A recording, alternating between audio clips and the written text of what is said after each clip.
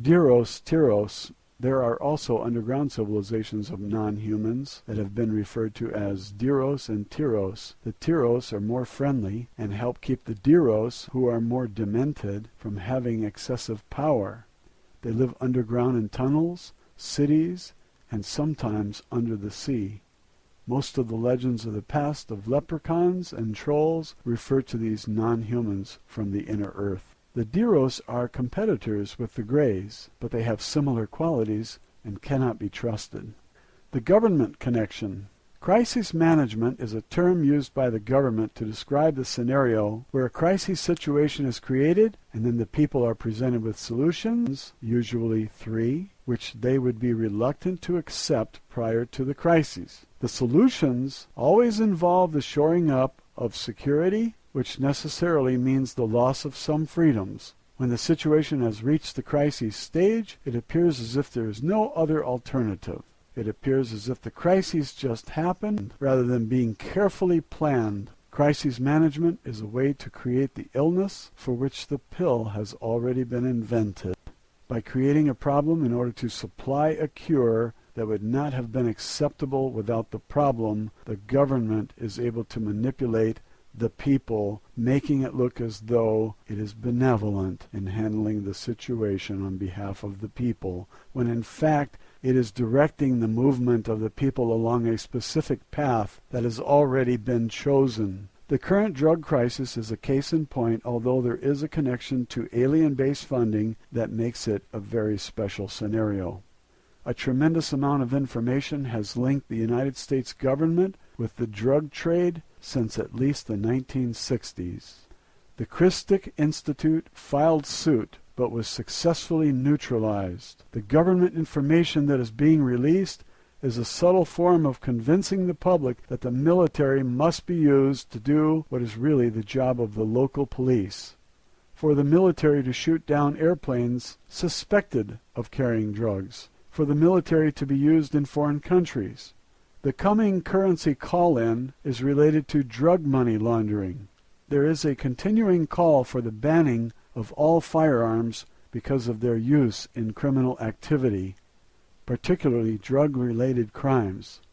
The ban on assault weapons will soon be extended to every gun.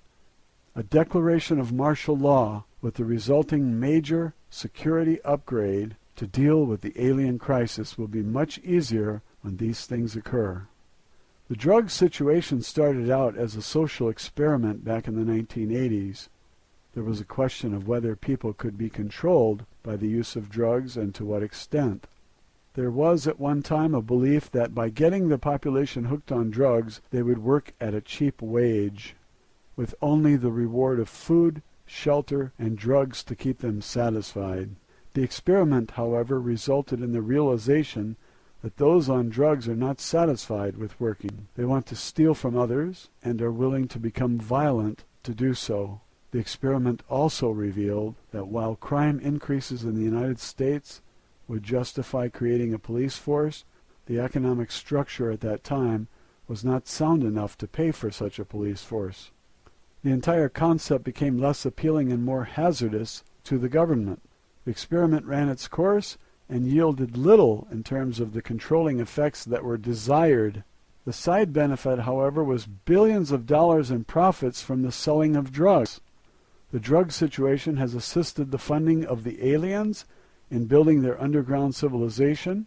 Much of this money has gone into helping them in their efforts to establish bases underground. In exchange, the United States got technology, a promise that the aliens would not go to war with the United States or other countries of the world. The aliens gave the United States and the Soviet Union particle beam weapons, laser technology, stealth technology, some supercomputer technology, information on cloning, and synthetic genetic duplication of humans. Some medical breakthroughs and technology associated with frequencies, vibrations, and the electromagnetic spectrum such as ELF waves, and railgun technology. The techniques of interdimensional travel have still been kept secret from humans. About 15% of human genetic coding has been researched by universities in the United States It has allowed them to splice, remove, delete, and add to the genetic code in order to change it. It can be used for destroying or creating diseases, destroying or creating plants, animals, and other life forms, anything that may be tampered with genetically. This effort to map out and decode all the DNA available is one of the reasons that many of the creatures on level 6 of the Dulce base were created or altered genetically. There has recently been a breakthrough in the need for blood by these aliens, and that cattle blood has been altered so it suits their needs. It is a side effect from the experimentation that involved the cattle mutilations. Much of the blood and tissues that they need could be supplied from slaughterhouses, and there would be no more mutilations. There has been a continuing massive effort to fund the aliens through various means, not only drugs, but manipulated oil prices and other methods, to keep them pacified long enough to determine how best to deal with them. The choice was to coexist with them while secretly expanding the country's technologies in order to deal with them in the event of a conflict. This has given greater time for the technology of humans to close the gap with the technology of the aliens. It has been assessed that in recent years that the aliens have not been honoring the treaties and agreements and therefore are not to be trusted. The effort to cut off their funding has begun, and one of the routes for cutting off funding is to shut down the drug traffic and the influx of money from the drug cartel. Noriega was one of those involved in helping set up the money chain that assisted the aliens. His arrest is a strong signal that the pipeline of money to the aliens will no longer be open. The Colombian cartel is also ceasing operations. The shutting down of the drug cartel is a first step in removing the power of the aliens and pulling back from the agreements.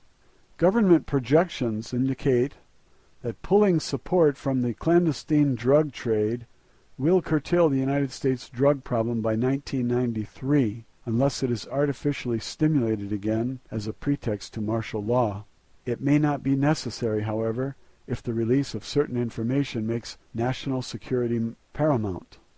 It must be understood that there was an enormous problem for the government when it discovered that the Earth was actually being held hostage to an alien influence and that there was no reasonable technology for dealing with this alien influence. President Truman made a considerable effort to engage in combat with these aliens, but the technology of the United States at the time was not advanced enough to even begin to have an effect. Therefore, the only option short of total obliteration of the human race in an all-out war was to form agreements for building, expanding, and funding these bases. Americans may judge harshly the government for its action, but it was put in a very difficult and desperate situation in regard to national security. One more choice was to inform the people. Projections were that they would become outraged, perhaps destroying the very fabric of society. Mobs were projected to demand military action against a force which the government knew would be far superior. Projections also indicated people would demand the resignations of persons in office. They would be perceived as having been making deals with an alien enemy without the people knowing of this. Under normal circumstances and under the Constitution, that could be classed as treason. The government has functioned in a manner it perceived to be in the best interest of humankind. Yet it has also been put in a predicament whereby it could be misjudged as having worked in collaboration with a foreign invading army. Amen. Had the government opposed the invaders, however, it would have led to mass destruction of humanity. Even nuclear weapons had little usefulness in dealing with foreign invaders on our own soil. The public cannot begin to understand what these people have gone through in terms of soul-searching and trying to find the best way to deal with the crises which they were forced to manage. The option of informing the people appeared less viable and workable than to silently make negotiated deals with the aliens to keep them pacified over a period of time in an attempt to find a peaceful way of coexistence. MJ-12 and those who have been subordinate feel they have done everything possible and appropriate for the intense situation of hosting aliens with much greater technology on the earth. It has done all it felt was proper to preserve peace and to gain information from the aliens in order to develop higher technology. It has also hidden vital information and shielded certain knowledge when necessary from the aliens in order to create weaponry that may be used against them in the event of conflict. There is now some division and debate between those in the upper echelons as to whether they should simply inform the people of the problem or continue to keep it quiet. Until this debate swings one way or the other, it is relatively hazardous to release too much information on this. If it is decided that this information must be kept quiet, many of the sources that are releasing this information will become targets for harassment or assassination. But the scenario now reveals that unless information is released by the authorities and is accepted by the vast majority of people, most Americans will not accept the information from an individual that claims to have inner knowledge of the government's cover-up. There was an attempt to test whether the public would panic at the thought of invasion from aliens. It was the radio broadcast of Orson Welles of 1938. The public reacted with panic, and many committed suicide. There is an effort now to condition the people to be more willing to accept an alien presence as a possibility using movies and television. Star Wars, E.T., Close Encounters of the Third Kind, Aliens, V, Alien Nation, and War of the Worlds. All of these are presenting various images and scenarios to condition the human mind to be open to what may soon be reality. The government does not direct the studio to make these movies or TV shows, but scripts are submitted by certain people who are silent partners with certain agencies to encourage the script to be used and help find funding sources to keep the script alive. The alien nation scenario conditions of the human mind to accept the presence of aliens who are relatively friendly and who can coexist with humans. War of the Worlds, which contains a scenario of humanoid replicas and aliens living underground, shows the conflict between the aliens and humans. E.T. allows people not to be paranoid or fearful when thinking of aliens, as they may in fact be friendly. It gave people the capacity to deal with frightening information that may otherwise cause serious insecurity.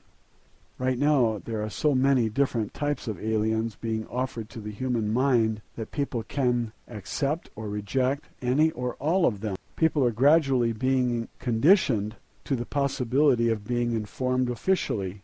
If that comes, there will not be a great shock. In 1938, people did not have the preparation.